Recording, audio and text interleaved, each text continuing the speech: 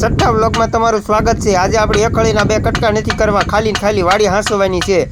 નવરા બહુ ટાઈમ નહોતો જતો એટલે વિચાર્યું કે આ બે લાકડા છે અને બહાર કાઢવાના છે, તો ટ્રેક્ટરથી આપણે બાંધી અને લાકડાને બહાર કાઢવા પણ માલને નીણ કરી દઈએ, તો આપણે એક એક પકડીયું ભરીને બધાને સારું ખવડાવી દઈશું।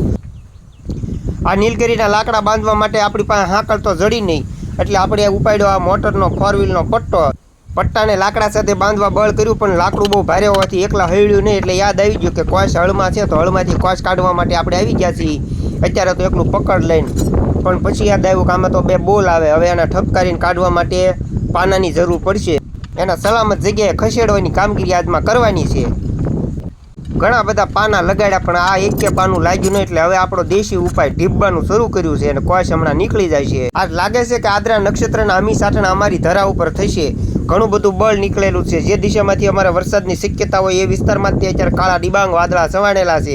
પછી તો અમારા ભાઈ હાલો હવે ખાલી ટ્રેક્ટરમાં બાંધવાનું રહ્યું, પણ લાગે છે કે વરસાદની શરૂઆત થઈ ગઈ, હવે ઘડીક પોરો ખાઈ જઈએ છે। જો વરસાદ પણ અત્યારે ખૂબ સારામાં સારો જેવો જરૂર હતી એવો વરસાદ પણ સારી રીતે વરસી રહ્યો, પણ પવન બહુ છે।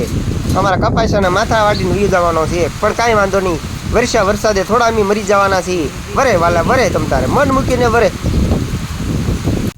હવે આપણું અધૂરું મૂકેલું કામ ટ્રેક્ટર પાછળ લાકડું ખેંચવાનું, એ કામ વરસાદ રહી ગયો એટલે શરૂ કરી દેવી। હાય હોલ હાય હોલ।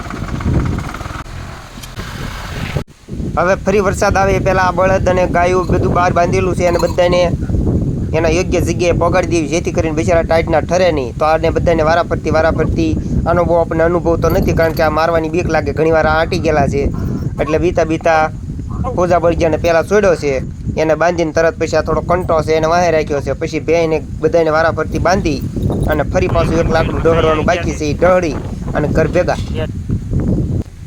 આભાર મિત્રો, તમે પૂરેપૂરો વિડીયો જોવા બદલ ખૂબ ખૂબ આભાર। જય હિન્દ, વંદે માતરમ।